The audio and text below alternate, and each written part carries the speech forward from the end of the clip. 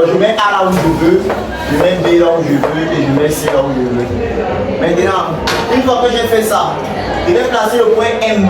On dit qu'il est au milieu de AC. Voici AC. Je mets la pointe de sèche ici. Je prends une distance qui est légèrement plus grande que la moitié à mes yeux. Je roule à gauche, je roule là-bas. Je garde le même écartement, je mets la pointe de sèche là. Je roule naturellement, comme ça. Je roule là. Je suis sûr que la rencontre de ces deux sommets-ci va former la médiatrice du segment AC. Et aussi au niveau ci, ça serait M que le milieu. Je vais passer ça en pointure pour voir la médiatrice.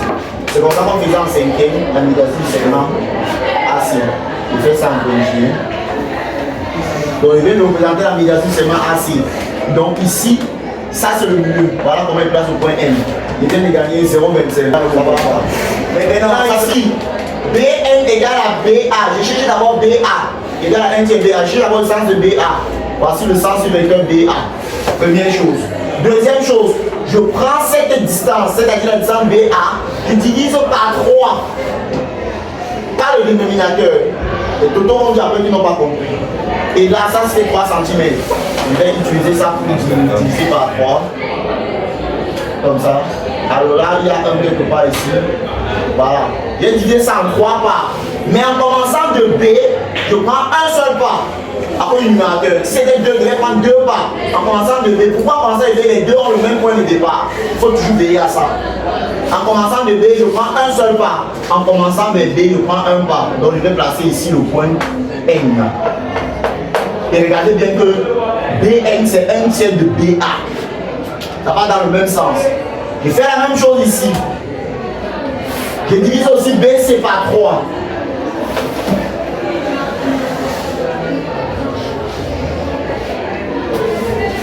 Je viens de diviser BC par 3. Je prends BC, je l'ai divisé par 3. Je prends un pas en commençant de B. Ici, je commence toujours par la même lettre. Toujours. Donc, je prends un pas en commençant de B et voici le point P. Regardez, BP, c'est 1 tiers de BC. Je viens de placer les 3 points. On demande de montrer que les droites MB. Vous voyez notre tête de couleur. Je vais vous présenter les droites là pour vous voyez comment ils vont se rapporter.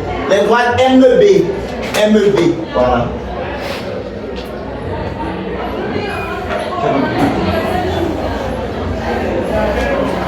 Voilà la droite MB.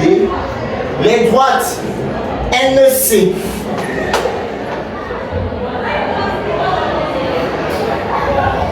Voilà la droite NC et PA.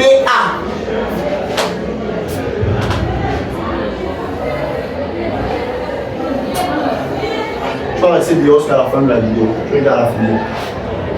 Voilà aussi la droite PA. Vous voyez qu'il se rencontre à un point que nous allons appeler G. C'est le point de concours. C'est-à-dire ce point-là doit appartenir à la fois aux 3 droites pour qu'on puisse conclure que les raisons de concours. On va commencer d'abord par montrer que G appartient à la droite MD. Après montrer que G appartient à la droite AP. Après que G appartient à la droite NC. On va y aller tout doucement. Il faut d'abord commencer par poser G. On ne vous a pas donné G. Nous sommes au départ, nous avons un triangle ABC. On va s'en servir pour donner les coordonnées de G. Mais avant de s'en servir, on va voler un peu. Commençons par voler. Ici, donc prenons le gaz. On a, il va appeler ça premier cas. Commençons par voler. On a BN égale 1 tiers de BA. Alors, que devient, c'est N qui doit être le barycentre, comme tout à l'heure. N égale le barycentre des points. Voici les points BA. Ou alors A et B, c'est la même chose. Ça, c'est le coefficient du gaz ici. Comme on l'a dit, 1. Et là, on va mettre alpha. On va mettre alpha plus 1 donne 3. Forcément, alpha, c'est 2. Voilà. Je vais sauter une petite partie qu'on devait de conclure tout à l'heure. Deuxième cas. On prend le deuxième. BP. On a BP égale 1 tiers de BC. Alors, le point P est égal au barycentre des points B et C. Ça, c'est le coefficient de C. 1. Et puis, forcément, B, c'est 2. Le coefficient de B, c'est 2. 2 plus 1 donne 3. Et enfin, le dernier cas, on a, ça c'est le troisième cas de figure, le problème de tableau qui se pose. M milieu de AC. Ça veut dire que M est égal au barycentre des points A et C affectés les mêmes coefficients. C'est ce que nous avons dit tout à l'heure. Dépend le silo très vite. Les mêmes coefficients, mais attention, pour mettre ces coefficients, vous ne mettez pas 100, 110, 10, 80, 80. Vous vous servez de ce qui est passé.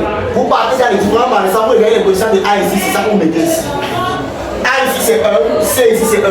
Donc il veut que ce soit 1, 1. Si c'est 2, 2, là-bas tu viens mettre 1, 1, ici tu perds ton temps. Et donc si tu triches à côté, tu ne vas pas comprendre. 1, 1. Et dès que j'ai fait ceci, je devais donc au préalable poser mon point G là, comme ça. Comme par exemple des points, 3 points là, les 3 points ici. Les gars qui forment un triangle. Toujours. Alors, je regarde partout. A partout c'est 1. B partout c'est 2. C partout c'est 1. Dès que j'ai posé comme ça fait 0,25. J'ai d'abord écrit tout ça avant de lui poser.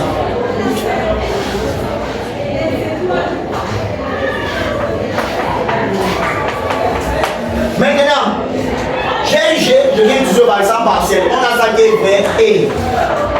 Donc, ou alors donc, G est égal, on utilise par exemple partiel. On va maintenant mettre la lettre N. Il va prendre la place de B et A. Là-bas. Si vous voulez, je commence par lui. Et ses coefficients 1 plus 2, 3. Il reste la lettre C. 1. Et ceci veut donc dire que le point G appartient à la droite NC ou CN. Voilà la conclusion. 0,25. C'est un point. 0,25, 0,25, 0,25, 0,25. Et il va voir là-bas, c'est un point. On passe au prochain. Donc il a montré que G appartient à la droite NC. Il manque les deux droites, ça et ça. On passe ici. On passe aussi le barycentre partiel. Donc G est égal au barycentre.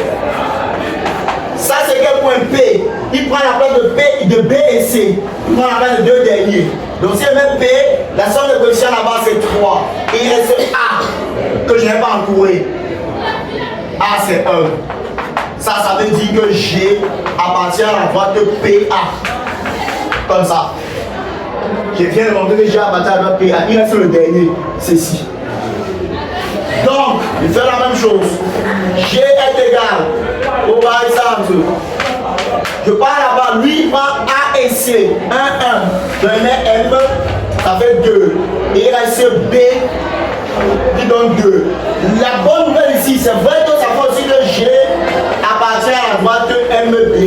Mais une autre nouvelle, comme c'est le même position, on peut aussi dire que G est milieu du segment MB. Ça peut se voir sur la figure. Regardez bien, G est le milieu du segment MB. C'est l'autre information qu'on a eue. On dit qu'on a montré que les droites sont congruentes à un point G. Conclusion. Tout G est le point de concours. Alors, d'où les droites de AB, MB et NC, c'est la même chose, sont congruentes en G.